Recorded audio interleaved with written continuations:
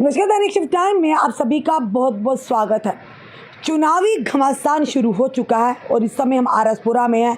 अगर बात करें जम्मू आरसपुरा साउथ से तो लगातार जो पार्टी हैं अपने प्रत्याशियों को मैदान में उतार चुकी हैं। अगर बात करें भारतीय जनता पार्टी की ओर से डॉक्टर नरेंद्र सिंह रैना पर पार्टी ने विश्वास जताया है और उन्हें मैदान में उतारा। वहीं पर अगर बात करें तो निर्दलीय इंडिपेंडेंट यानी कि सनी कांची भी इस मैदान में उतरे हैं। और अगर बात करें कांग्रेस ने अभी अपना पत्ते खोलने बाकी है, यानी सूत्र जो बता रहे हैं हो सकता है रमन भल्ला जी इस चुनावी मैदान में उतरेंगे जम्मू आरसपुरा साउथ से। वहीं पर अगर बात करें पीपल डेमोक्रेटिक पार्टी तो नरेंद्र शर्मा जी लगातार यानी कि इस मैदान में उतरने की पूरी तरह से तैयारी में है। इवन कि अगर बात करें तो जनाधार इतना नहीं है आरसपुरा में, अगर बात करें तो पर फिर भी हिम्मत नहीं आ रहे, इस मैदान में कूद पड़े हैं नरेंद्र शर्मा जी, क्योंकि पीडीपी ने इन्हें मैंडेट दिया। चलिए नरेंद्र जी से मुलाकात करते हैं, आखिर क्या सोच कर आए हैं। जनाधार कम होने के बावजूद भी फिर भी इस चुनावी रणभूमि में उतर गए हैं। नरेंद्र जी क्या कहेंगे आप?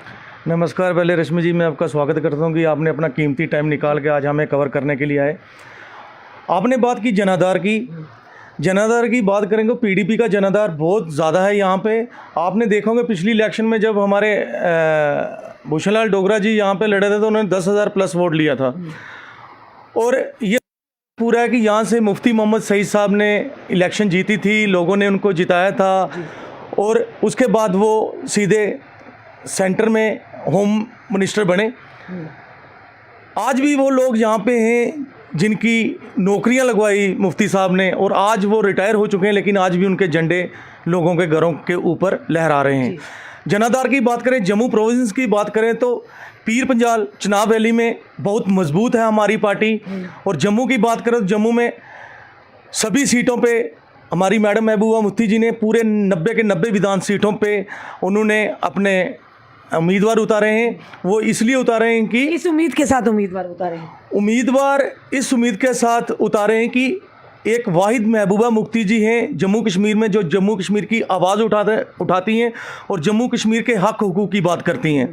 उन्होंने हमेशा जम्मू कश्मीर के बारे में सोचा और जब 5 अगस्त 2019 के बाद महबूबा जी को डिटेन किया गया, कई हमारे बड़े बड़े लीडरान जो थे उनको डिटेन किया गया, हमारी पार्टी को तोड़ने की साजिशें रची गई, कमज़ोर करने की कोशिश की, लेकिन फिर भी हमारी पार्टी प्रेसिडेंट और हमारे जो पार्टी के लीडरान थे और जो वर्कर था सिपाही की तरह काम करता रहा। और आज ये मौका आया 10 साल के बाद कि जम्मू कश्मीर में विधानसभा के चुनाव हो रहे हैं और हमें पूरी उम्मीद है कि जम्मू कश्मीर में पीपल्स डेमोक्रेटिक पार्टी सरकार का हिस्सा होगी। ये मैं आपको विश्वास के साथ कहता हूँ कि पीडीपी के बिना सरकार जम्मू कश्मीर में नहीं बनेगी। महबूबा मुफ्ती जी भी कह रही हैं कि अगर गठबंधन किया है कांग्रेस और एनसी ने, पर बिना पीडीपी के वो जम्मू कश्मीर में सरकार बन ही नहीं सकती, यानी भागीदारी अपनी पहले बता रहे होगी।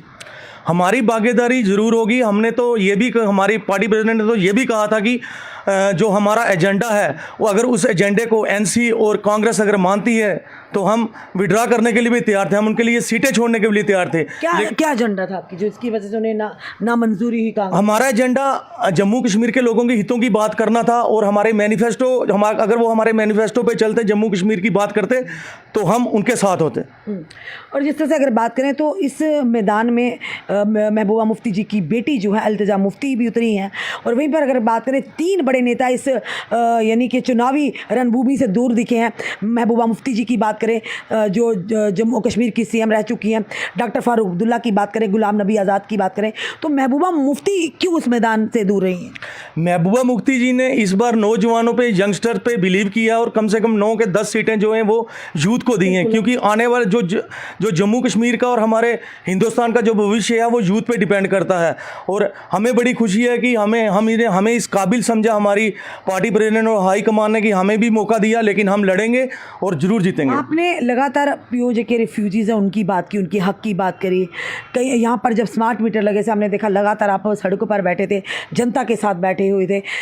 रिफ्यूजीज़ की अगर बात करें तो इनके लिए क्या, अगर आप पर जनता विश्वास जताती तो क्या होगा? इनके जो हमारे मैनिफेस्टो में भी ये लिखा हुआ है कि हम जो पेंडिंग कंपनसेशन है पीओजे के रिफ्यूजीज़ का, क्योंकि मैं भी एक रिफ्यूजी समाज से बिलोंग करता हूँ और उसमें ये दिया है कि हम जो इसको फास्ट ट्रैक पे करेंगे और पीओजे के रेफ्यूजीज़ को जितने हक हुकूक आज 78 साल हो गए हमारे लोगों को नहीं मिले, मेरी कोशिश यही होगी कि उनके हक हुकूक उनको दिलवाऊंगा।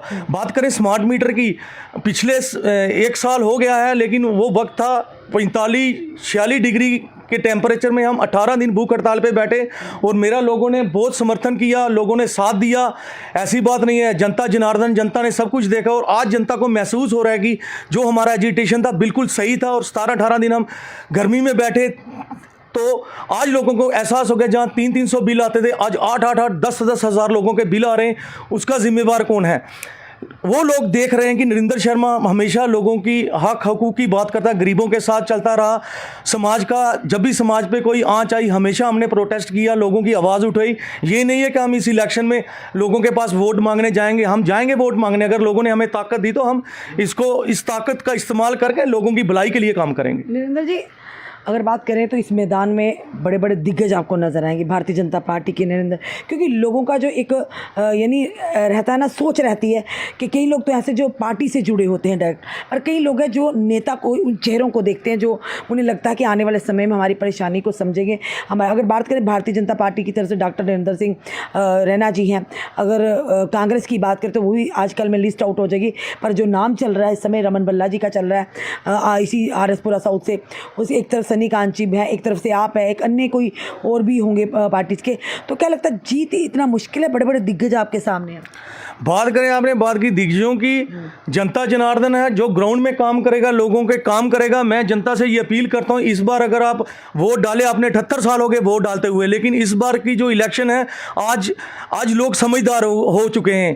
पहले लोग क्या करते थे, आपको मालूम होना चाहिए कि जो गधा होता है उसकी भी कीमत 40,000 होती है और जो घोड़ा होता है उसकी 90,000 होती है, और लोग बिक जाते हैं 500,000 के पीछे। मैं उनको ये बात बोलना चाहता हूँ, जो बिकने वाले लोग हैं, जहाँ शराब पे बिक जाते हैं, मैं उनको यही बात बोलता हूँ कि ये काम छोड़ के आप अपने भविष्य की बात करें। अगर आप किसी से दारू पी लेते हैं, शराब पी लेते हैं, लेकिन वो आप अपने 5 साल उसको बेच देते हैं, 500,000 रुपया लेके वोट डालना और अपने बच्चों का भविष्य जो है उसको अंधेरे में रखने वाली बात हो गई।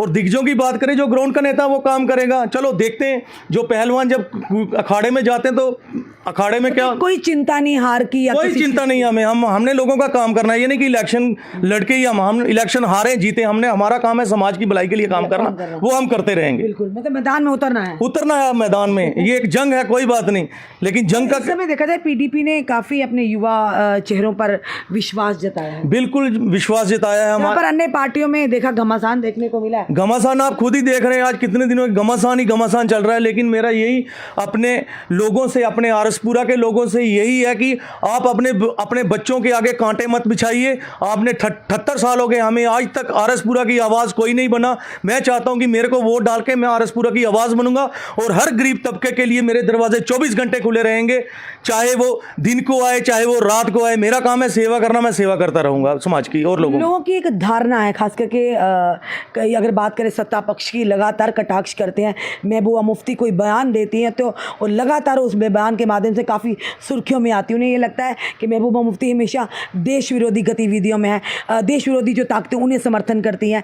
ऐसा क्यों सत्ता पक्ष हमेशा कटाक्ष करता है महबूबा मुफ्ती पर? जहाँ तक मैं समझता हूँ कि वाहिद एक ऐसी लेडीज़ है जो जम्मू कश्मीर के हक हुकूक की बात करी। मैं उनको पर्सनली जानता हूँ, उनसे अच्छी लेडी, और उनका जो नेचर है इतना अच्छा है कि मैं बयान नहीं कर सकता। हमारे मैनिफेस्टो में दिया था कि 200 यूनिट बिजली देंगे, 6,000 जो डेली वेजर्स हैं उनको पक्का करेंगे, विडोज़ की पेंशन को, हाँ विडो पेंशन है जो 1,000 उनको 2,000 देंगे। किसान वो तो उन्होंने दे दिया अपने मैनिफेस्टो में। भारतीय जनता पार्टी ने 3,000 करेंगे विकलांगों की और साथ ही साथ ओल्ड एज विडो पेंशन की। ये बात तो ठीक है, वो अपना मैनिफेस्टो देंगे, हम अपना मैनिफेस्टो देंगे, लेकिन हम वो बात करेंगे, सच्ची बात करेंगे। और सच्ची बात करने का यही मतलब है। पर मोदी जी की गारंटी है, यहाँ पर किसकी गारंटी है? मोदी जी की गारंटी की आप कहें, वो हमारे प्रधानमंत्री हैं, हम सभी के प्रधानमंत्री। मैं उन पे बात नहीं करूंगा क्योंकि मैं उनकी रिस्पेक्ट करता हूं। मेरा कहने का मतलब है कि आरएसपुरा नेता यही होता है बिल्कुल, जो क्योंकि प्रधानमंत्री एक व्यक्तिगत पार्टी के नहीं, वो सबके हैं, आपके हैं, हमारे हर पार्टी के हैं, हर पार्टी के हैं। लेकिन जहां सरकार और बात कर दी है बेटी बचाओ बेटी पढ़ाओ, आरएसपुरा की आप जाके बिल्डिंग देखिए, 1949 की बिल्डिंग बनी हुई है, वो गिरने वाली है। जब वो गिरेगी, जब बड़ा हादसा होगा, तब सरकार जागेगी। लोगों को, सरकार को देखना चाहिए कि इंफ्रास्ट्रक्चर क्या है। एजुकेशन सेक्टर बिल्कुल डल हो चुका है। हम बॉर्डर के लोग हैं, हम बॉर्डर पे रहते हैं, और आज तक बॉर्डर पे कंप्यूटर एजुकेशन की बात करें, डिजिटल इंडिया बनाने की बात करें, वो यहाँ पे फैसिलिटी बिल्कुल नहीं है। किसी स्कूल में कंप्यूटर एजुकेशन नहीं है, अगर है तो वहाँ पे स्टाफ नहीं है। जी धन्यवाद। ये थे हमारे साथ आरएसपुरा, जम्मू आरएसपुरा साउथ से पीपल डेमोक्रेटिक पार्टी के प्रत्याशी नरेंद्र शर्मा जी। ये ज़मीनी स्तर से जुड़े हुए ऐसे युवा नेता हैं जिन पर इनकी पार्टी ने विश्वास जताया, महबूबा मुफ्ती ने इन पर विश्वास जताया। अब जन आधार कम होने के बावजूद भी इन्हें विश्वास है कि जनता इस बार पार्टियों को देखकर नहीं बल्कि उन चेहरों को देखकर ज़रूर वोट करेगी जो हमेशा जनता की परेशानी में उनके साथ दिन रात खड़े हैं, जिन्होंने जनता की हक की आवाज़ उठाई है। देखते हैं जनाब, ये रणभूमि है, बदलाव जनता का करना है और ना करना जनता के हाथ में, ये तो आने वाला समय बताएगा। पर फिलहाल नरेंद्र शर्मा पूरी तरह से टक्कर देने को तैयार है, यानी कि जैसे कहते थे रविंद्र राणा जी, कोई नहीं है टक्कर में, क्यों पड़े हो चक्कर में। अब देखते हैं ये भी टक्कर देने के लिए तैयार है। जनता किस पर अपना विश्वास जताएगी, ये आने वाला समय बताएगा। फिलहाल आपका क्या कहना है? जितने भी मेरे बॉर्डर के लोग देख रहे हैं, हमारे फॉलोअर हैं, हम उनका धन्यवाद करते हैं। आपने हमेशा हम अपना प्यार बरसाया हम पर, चाहे बात करें हम अरनिया क्षेत्र की, बात करें सुचेतगढ़ की, बात करें आरसपुरा की, काफ़ी हमारे फॉलोअर हैं। जब भी हम यहाँ आते हैं और कई लोग हमें मिलते हैं और बड़ा प्यार और सम्मान देते हैं, तो उम्मीद करते हैं जो जो मुद्दे इस समय नरेंद्र जी के साथ हमने डिस्कस किए वो कहीं ना कहीं लोगों के साथ जुड़े हुए हैं। अब लोगों को तय करना है कि आपने किसे वोट देना है, किसे नहीं, वो आपकी व्यक्तिगत राय होगी, पर फैसला होगा नेताओं की किस्मत का 8 अक्टूबर को। तो तैयार रहिएगा, जुड़े रहिए ऐसे हमारे साथ अगले अपडेट के लिए। जय हिंद, जय भारत।